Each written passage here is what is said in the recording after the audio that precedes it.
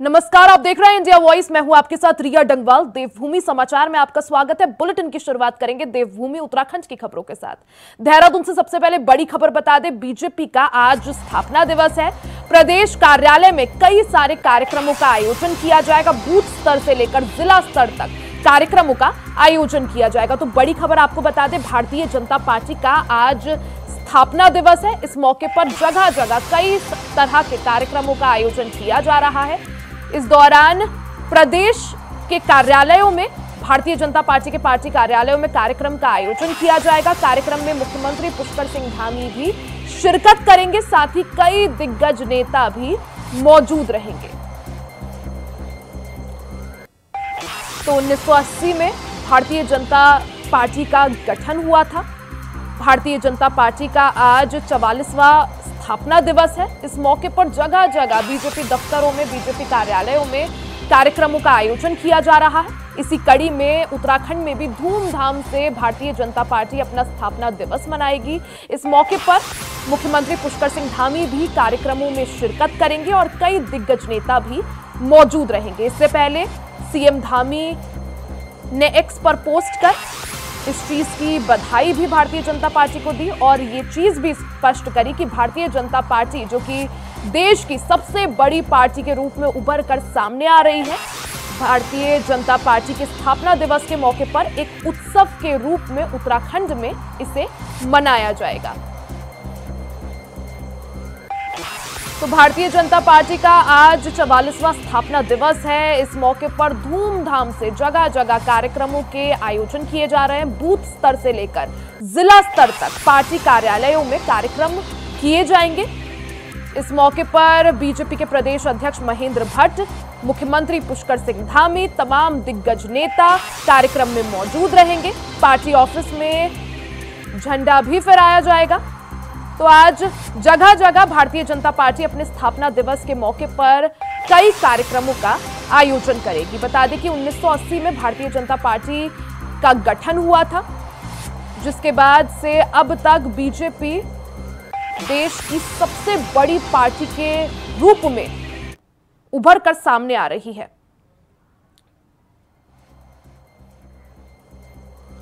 खबर पर ज्यादा जानकारी के लिए हमारे साथ तुषार गुप्ता लाइव जुड़ गए हैं। तुषार, आज भारतीय जनता पार्टी का स्थापना दिवस है। इस मौके पर मुख्यमंत्री पुष्कर सिंह धामी पहले ही कह चुके हैं कि इस मौके को एक तरह से उत्सव के रूप में मनाया जाएगा। क्या कुछ कार्यक्रम होने वाले हैं, क्योंकि खबर यह भी है कि बूथ लेवल से लेकर जिला स्तर तक कई सारे कार्यक्रम आयोजित होंगे। तुषार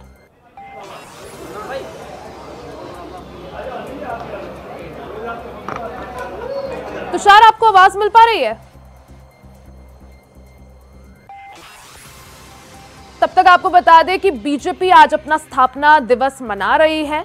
1980 में भारतीय जनता पार्टी का गठन हुआ था। 44वां स्थापना दिवस आज भारतीय जनता पार्टी मनाएगी। इस मौके पर जगह जगह कई सारे कार्यक्रमों का आयोजन किया जा रहा है। मुख्यमंत्री पुष्कर सिंह धामी, बीजेपी के प्रदेश अध्यक्ष महेंद्र भट्ट समेत कई दिग्गज नेता कार्यक्रमों में मौजूद रहेंगे। इस दौरान मुख्यमंत्री पुष्कर सिंह धामी पहले ही स्पष्ट कर चुके हैं कि बीजेपी के स्थापना दिवस को एक उत्सव के रूप में मनाया जाएगा। एक बार फिर से हमारे साथ संवाददाता तुषार लाइव जुड़ चुके हैं। तुषार, आज भारतीय जनता पार्टी का स्थापना दिवस है। इस मौके पर मुख्यमंत्री पुष्कर सिंह धामी पहले ही कह चुके हैं कि बीजेपी के स्थापना दिवस को, यानी आज के दिन को, एक उत्सव के रूप में मनाया जाएगा। देश की सबसे बड़ी पार्टी के रूप में उभर कर भारतीय जनता पार्टी आ रही है। ऐसे में बूथ लेवल से लेकर जिला स्तर तक जगह जगह कार्यक्रम होंगे। सबसे पहले आप जानकारी दे दीजिए, क्या कुछ कार्यक्रम आज आयोजित हो रहे हैं? देखिए, बिल्कुल जिस तरह से अगर बात की जाए तो विश्व भर की सबसे बड़ी पार्टी भारतीय जनता पार्टी है और उसी के तहत जो कार्यक्रम है आज रखे गए हैं। 1980 में ये पार्टी का गठन हुआ था। पहले अध्यक्ष अटल बिहारी वाजपेयी थे और उसके बाद लगातार पार्टी ने प्रोग्रेस किया है। 2014 के बाद बात की जाए तो लहर आई है और उसके बाद लगातार जो पार्टी है वो लगातार ग्रो होती हुई नजर आ रही है। अगर मैं आज के कार्यक्रम की बात करूँ तो बूथ स्तर से लेकर जो प्रदेश कार्यालय है वहाँ पर जो कार्यक्रम का आयोजन किया गया है, मैं अभी प्रदेश कार्यालय में मौजूद हूँ और आप देख सकते हैं ये जो यहाँ पर विभिन्न कार्यक्रम है वो चलाए जा रहे हैं। बड़ी LED स्क्रीन आपको सामने नजर आ रही होंगी, जहाँ पर जो पार्टी के गीत हैं या फिर जिस तरह से पार्टी का प्रचार प्रसार होने वाला है वो आपको दिखाई दे रहा होगा कि बड़ी LED के माध्यम से यहाँ पर जो प्रदेश कार्यालय में लगाए गए हैं। साथ साथ जो पार्टी के पदाधिकारी है, मुख्यमंत्री पुष्कर सिंह धामी आज मौजूद रहे, साथ साथ प्रदेश अध्यक्ष महेंद्र भट्ट आज मौजूद रहे और तमाम विधायक आज यहाँ पर है। तो आज पार्टी स्तर में अगर बात की जाए तो आज बहुत बड़ा माहौल है और लोकसभा चुनाव ऐसे हैं। हमारे साथ मौजूद है राजपुर के विधायक खजानदास सिंह। सर, आज स्थापना दिवस है, 1980 में पार्टी का गठन हुआ था, उसके बाद से कितना ग्रो किया है पार्टी ने अगर बात की जाए? देखिए, एक बार उस समय था कि जब हमारे 1984 में 2 ही सांसद आए थे। आज भारतीय जनता पार्टी का शुरू माननीय मोदी जी के नेतृत्व में अभी 19 के चुनाव में 303 सीटें लाई है, ये बहुत बड़ी बात है।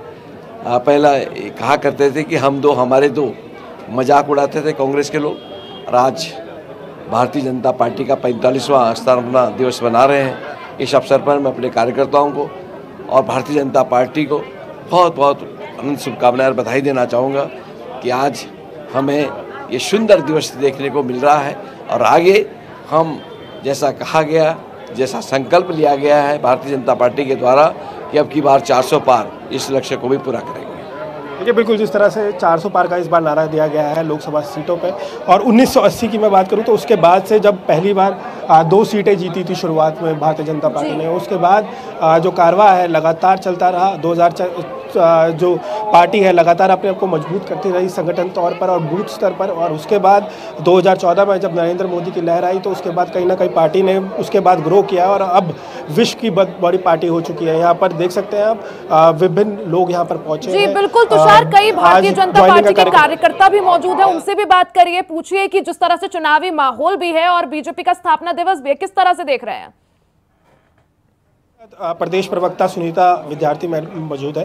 मैम, आज किस तरह के कार्यक्रम रखे गए हैं प्रदेश स्तर में? आज स्थापना दिवस है। जी बिल्कुल, देखिए आज हमारी भारतीय जनता पार्टी का स्थापना दिवस है और लगातार जो है कार्यक्रम सभी मंडलों में, जिलों में, बूथों में रहने वाले हैं और विभिन्न जगहों पर हमारी आज संगोष्ठियाँ होने वाली हैं। तो चुनाव संबंधी भी कार्यक्रम ऑलरेडी जो हैं वो प्लान्ड हैं। तो सभी को देखते हुए आज हम लोग जो हैं अपने आदर्शों पे, सिद्धांतों पर जिस प्रकार से चलने की प्रेरणा हमको मिलती है उस दिशा में हम लोग आगे बढ़ेंगे।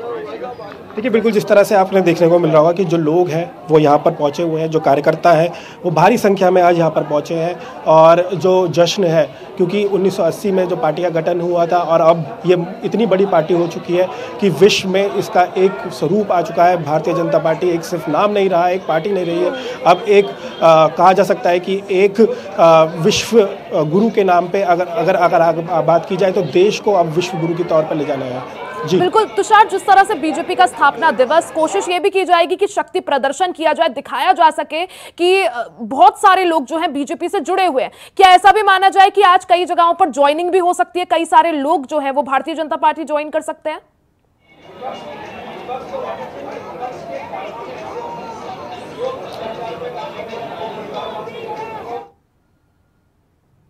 तुषार, आपको आवाज मिल पा रही है?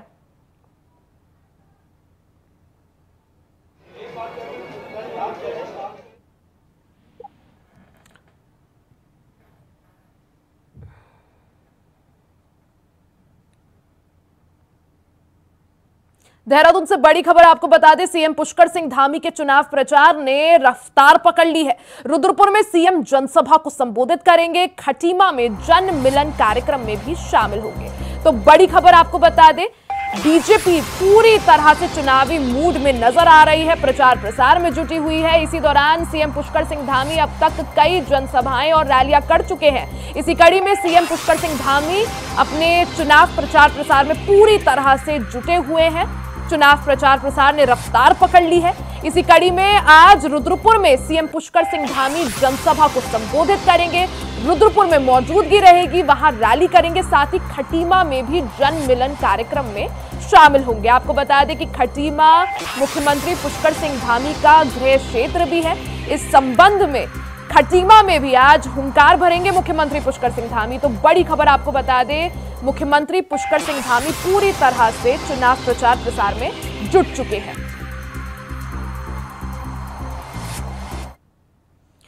देहरादून से बड़ी खबर आपको बता दें, कांग्रेस स्टार प्रचारकों की लिस्ट जारी हो चुकी है। इस लिस्ट का काफी लंबे समय से इंतजार था, क्योंकि अभी तक कांग्रेस ने अपने स्टार प्रचारकों की लिस्ट जारी नहीं की थी कि कौन कौन वो लोग होंगे, बड़े दिग्गज चेहरे होंगे जो उत्तराखंड आकर प्रचार प्रसार करेंगे। तो अब उस चीज पर जो सस्पेंस है वो खत्म हो चुका है। कांग्रेस ने अपने स्टार प्रचारकों की लिस्ट जारी कर दी है। 40 स्टार प्रचारक प्रदेश में प्रचार प्रसार करेंगे, जिसमें मल्लिकार्जुन खड़गे, राहुल गांधी और प्रियंका गांधी वाड्रा का भी नाम शामिल है। साथ ही प्रदेश प्रभारी कुमारी शैलजा का नाम भी शामिल है। प्रदेश स्तरीय नेता भी स्टार प्रचारकों में शामिल है। पूर्व सीएम हरीश रावत के साथ कई नेताओं का नाम मौजूद है। तो बड़ी खबर आपको बता दें, इस लिस्ट का काफी लंबे समय से इंतजार था और अब कांग्रेस ने अपने स्टार प्रचारकों की लिस्ट जारी कर दी है। इसमें 40 नाम शामिल हैं। बड़े नाम आपको बता दें, कांग्रेस के राष्ट्रीय अध्यक्ष मल्लिकार्जुन खड़गे, राहुल गांधी, प्रियंका गांधी उत्तराखंड में आकर प्रचार प्रसार करेंगे, तीनों ही। साथ ही पूर्व सीएम हरीश रावत का भी नाम शामिल है। साथ ही स्थानीय जो नेता है, प्रदेश स्तरीय नेता, उनका नाम भी शामिल है। साथ ही उत्तराखंड की चुनाव प्रदेश प्रभारी कुमारी शैलजा, उनका नाम भी शामिल है।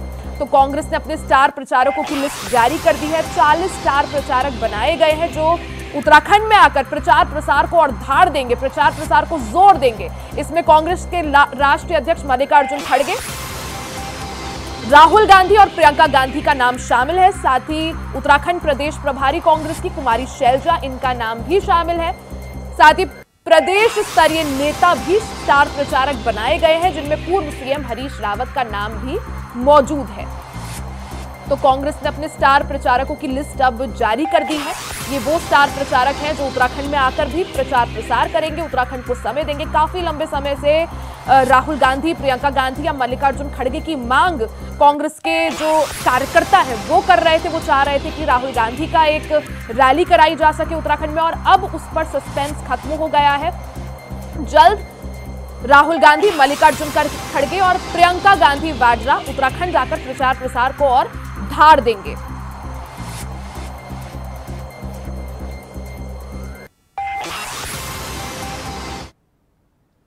खबर देहरादून से है, जहां सूबे के सैनिक कल्याण मंत्री गणेश जोशी की अध्यक्षता में चुनाव कार्यालय सालावाला में आयोजित कार्यक्रम में प्रदेश के मुख्यमंत्री पुष्कर सिंह धामी की उपस्थिति में सैकड़ों की संख्या में पूर्व सैन्य अधिकारियों ने बीजेपी की सदस्यता ग्रहण की। मुख्यमंत्री पुष्कर सिंह धामी और सैनिक कल्याण मंत्री गणेश जोशी ने सभी पूर्व सैन्य अधिकारियों और सैनिकों को टोपी, पटका और फूल माला पहनाकर उनका बीजेपी परिवार में स्वागत किया।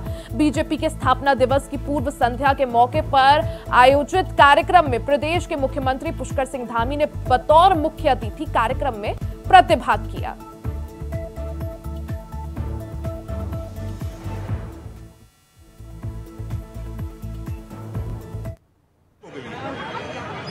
इनके जितने कमांडर थे, जितने जलगार वाले नेता थे, एक के बाद एक कांग्रेस छोड़कर भाजपा में आ गए हैं। बस तो बहुत जरूरी स्वाभाविक है, और भारतीय जनता पार्टी का मनोबल पूरी ऊंचाई पर है। अगर आपने देखा होगा, सेना के 5 मेजर जनरल, कर्नल, कमांडर, 15 से अधिक लोगों ने बीजेपी ज्वाइन की है। उसका इन्होंने देश की सीमा पर रहकर देश की रक्षा की है। इस भारतीय जनता पार्टी को आगे बढ़ाने में, इसे बढ़ाने में भी इनका योगदान सुनिश्चित होगा।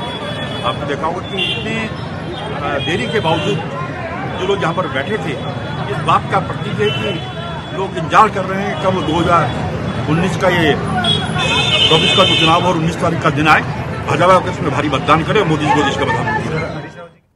वहीं कांग्रेस पार्टी के लोकसभा चुनाव 2024 के लिए जारी मैनिफेस्टो पर मुख्यमंत्री पुष्कर सिंह धामी ने तंज कसते हुए कहा कि कांग्रेस पार्टी ने देश की आजादी के बाद करीब 60 सालों तक राज किया है, लेकिन अपने कार्यकाल के दौरान कांग्रेस ने ना तो देश के सैनिकों के लिए, ना ही गरीबों के लिए और ना ही उत्तराखंड के लिए कोई काम किया। उन्होंने कहा कि कांग्रेस ने उत्तराखंड की पहचान मिटाने का काम किया है और सीमांत क्षेत्र को मिलने वाले विशेष पैकेज को भी समाप्त कर दिया, जबकि बीजेपी की सरकार के पूर्व प्रधानमंत्री स्वर्गीय अटल बिहारी वाजपेयी के समय विशेष पैकेज को एक बार फिर शुरू कर दिया गया और उत्तराखंड राज्य की भी स्थापना की गई। मुख्यमंत्री पुष्कर सिंह धामी ने कहा कि कांग्रेस का घोषणा पत्र झूठ का पुलिंदा है जो कभी भी पूरा नहीं होगा, जबकि भारतीय जनता पार्टी संकल्प पत्र जारी करती है जिसे संकल्प के साथ पूरा किया जाता है। कांग्रेस पार्टी इस देश के अंदर, इस देश की आज़ादी के इन 75 सालों में से 60 सालों तक अगर किसी पार्टी ने देश के अंदर शासन किया है तो उस पार्टी का नाम है कांग्रेस पार्टी। उन्होंने अपने समय में सैनिकों के लिए कोई काम नहीं किया, देश की गरीब आबादी के लिए कोई काम नहीं किया, सीमांत क्षेत्रों के लिए कोई काम नहीं किया, हमारे उत्तराखंड जैसे राज्यों के लिए कोई काम नहीं किया। इन राज्यों की बल्कि पहचान समाप्त करने का काम, हमारे यहाँ जो अटल बिहारी वाजपेयी जी के समय में एक विशेष पैकेज मिला हुआ था, उस पैकेज को समाप्त करने का काम उत्तराखंड के साथ छल और प्रपंच करने का साथ हमेशा कांग्रेस पार्टी ने किया है। तो इसलिए ये झूठ का पुलिंदा है, ये केवल घोषणा पत्र है जो कभी पूरा नहीं होता है। हमने संकल्प पत्र दिया है, हम अपना संकल्प पत्र पूरा करते हैं। आपने देखा होगा विधानसभा के चुनाव में भी जो हम संकल्प पत्र लाए थे, चाहे 3 गैस के सिलेंडर गरीब परिवारों को देने हो, या समान नागरिक संहिता का कानून लाना हो, या मानसखंड कॉरिडोर की योजना हो, सारी योजनाएं हमारी धरातल पर उतर रही हैं। ये केवल और केवल चुनाव तक सीमित इनका घोषणा पत्र है, झूठ के पुलिंदों के सिवा कुछ नहीं है। खबर देहरादून से है, जहां कांग्रेस पार्टी का मैनिफेस्टो जारी होने के बाद अलग अलग दलों के नेताओं की प्रतिक्रियाएं आना शुरू हो गई हैं। उत्तराखंड सरकार के कैबिनेट मंत्री गणेश जोशी ने कांग्रेस के मैनिफेस्टो पर चुटकी लेते हुए कहा, उन्होंने कांग्रेस के मैनिफेस्टो को देखा नहीं है, लेकिन उनकी विवेचना है कि कांग्रेस का मैनिफेस्टो लूट, भ्रष्टाचार, परिवारवाद है और जनता उससे उब चुकी है। साथ ही उन्होंने गांधी परिवार पर हमला बोलते हुए कहा कि कांग्रेस के 60 साल के कार्यकाल में अकेले गांधी परिवार ने 35 साल तक राज किया है और देश को कहां ले गए ये जनता जानती है। वहीं नरेंद्र मोदी ने 10 साल में देश को कहां पहुंचा दिया है ये भी जनता जानती है। देखिए, मैंने उनका मैनिफेस्टो तो मैंने देखा नहीं है, लेकिन का जो मेरी जानकारी में जो 40 साल के उनका मैनिफेस्टो है लूट, भ्रष्टाचार, परिवारवाद और जनता उससे उब चुकी है, क्योंकि 60 साल तक कांग्रेस ने इस देश में राज किया है और 60 साल में भी 35 साल तक गांधी परिवार ने राज किया और देश को कहां से कहां ले गए और आज 10 साल के अंदर मोदी जी कहां ले गए ये आप देख सकते हैं। खबर देहरादून से है, जहां मुख्य निर्वाचन कार्यालय में मतदान को लेकर सभी तैयारियां पूरी कर ली गई हैं, जिसको जानकारी देते हुए अपर मुख्य निर्वाचन अधिकारी विजय कुमार जोगदंडे ने कहा कि भारत निर्वाचन आयोग ने क्रिटिकल और वल्नरेबल बूथों के चिन्हीकरण के निर्देश दिए हैं और कहा है कि राज्य में 1365 क्रिटिकल बूथ और 809 वल्नरेबल बूथ चिन्हित किए गए हैं। साथ ही उन्होंने कहा कि स्वास्थ्य विभाग को भी मतदान के दिन सभी तैयारियां पूरी करने के निर्देश दिए गए हैं।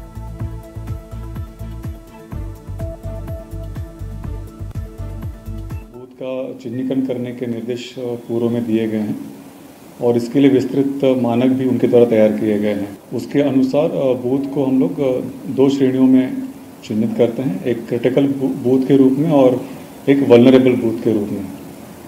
वल्नरेबल बूथ उसे कहा जाता है जहां पर पूर्व निर्वाचन के दौरान कोई घटना हुई हो जिसमें आपराधिक मामला शामिल हो या फिर वहां पर कोई गंभीर घटना या अपराध घटित हुआ हो जिससे चुनाव को बाधित किया गया हो। उन मामलों के उन स्थानों पर विशेष रूप से वल्नरेबल बूथ चिन्हित किया जाता है। इसके अलावा जो क्रिटिकल बूथ होता है उसके भी मानक तय किए गए निर्वाचन आयोग के द्वारा। उसमें एक मानक ये है कि वहाँ पर 10% से कम वोटिंग अगर हुई है गत निर्वाचन में तो उसको क्रिटिकल बूथ की श्रेणी में रखा जाता है। देहरादून के बाहरी इलाके के लगभग 10 गांव सड़क कनेक्टिविटी की कमी के चलते 19 अप्रैल को होने वाले लोकसभा चुनाव का बहिष्कार करने के लिए तैयार थे। सड़क के साथ साथ कई मूलभूत समस्याओं के कारण ग्रामीण मतदान बहिष्कार की बात कर रहे हैं, जिसके बाद से ग्रामीणों को मतदान बहिष्कार से रोकने के लिए विभाग लगातार सक्रिय है। इसी कड़ी में मुख्य विकास अधिकारी से बातचीत करने के बाद ग्रामीणों ने लोकसभा चुनाव के बहिष्कार का निर्णय वापस ले लिया है। सीडीओ ने ग्रामीणों को मतदान की शपथ भी इस दौरान दिलाई और जून से सड़क निर्माण का भरोसा भी दिलाया। सड़क की मांग के लिए ग्रामीणों ने 2019 में भी लोकसभा चुनाव का बहिष्कार किया था। हमने ऐसे प्रकरण चिन्हित करे हैं कि पूरे जनपद में ऐसे कितने प्रकरण हैं जहां पर इस तरह का कोई विषय आया है जिसको लेकर के मतदाताओं ने चुनाव बहिष्कार करने की घोषणा की है। तो इसमें कई जगह हमें सफलता भी प्राप्त हुई है। हमने मतदाताओं से बात करी है और उनको पूरा आश्वासन दिया है कि जो उनकी जेन्युइन मांगे हैं उनको पूरा किया जाएगा। इसमें मुख्य रूप से जो है सड़क की मांग से संबंधित मांगे हैं और उसमें भी ये समस्या है कि कहीं पर फॉरेस्ट क्लियरेंस ना मिलने की वजह से जो है वो सड़क नहीं बन पा रही है। तो वहाँ जाके मतदाताओं को समझाया गया है कि कुछ औपचारिकताएँ होती हैं, फॉरेस्ट क्लियरेंस के लिए भी उनको प्राप्त करने का प्रयास किया जा रहा है, किंतु इस कारण से वो अपने मताधिकार का प्रयोग ना करने का वो ना लगाएं और मताधिकार ज़रूर करें, ये उनसे अनुरोध किया गया और इसमें काफ़ी सहमति भी बनी है। कल मिसराज पट्टी में भी मैं स्वयं गई थी और वहाँ मतदाताओं से बात करी गई। उसके बाद उन्होंने मतदान करने के लिए अपनी सहमति भी दी है और मतदाता शपथ भी ली है। वहीं हरिद्वार लोकसभा सीट में हजारों की संख्या में साधु संत अपने वोट का इस्तेमाल करते हैं और हरिद्वार की राजनीति में संतों के आशीर्वाद का विशेष महत्व रहा है, जिसके तहत जेपी नड्डा ने 400 पार के नारे को सफल बनाने के लिए संतों का आशीर्वाद लिया। लेकिन अब इसको लेकर कांग्रेस ने तंज कसना शुरू कर दिया है और कांग्रेस प्रदेश अध्यक्ष करण मेहरा ने इसे पॉलिटिकल स्टंट बताया। बीजेपी की माने तो सत्ता में संतों का विशेष महत्व रहा है और बीजेपी के राष्ट्रीय अध्यक्ष जेपी नड्डा उनका चुनाव की मुश्किल घड़ी में आशीर्वाद लेने आए हैं। हरिद्वार तीर्थ क्षेत्र है, धर्म क्षेत्र है और आदिकाल से ही साधु संतों का मार्गदर्शन राजसत्ता को मिलता रहा है और सैद्धांतिक रूप से, वैचारिक रूप से साधु संत एक हिंदू संस्कृति की, भारतीय संस्कृति की संरक्षण की बात करते हैं, मार्गदर्शन भी उनका मिलता रहता है।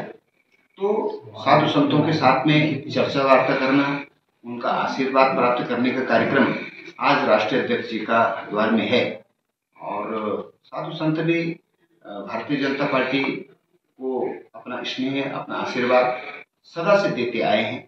नरेंद्र मोदी जी को भी उनका आशीर्वाद प्राप्त है। तो ये कार्यक्रम आज हरिद्वार में।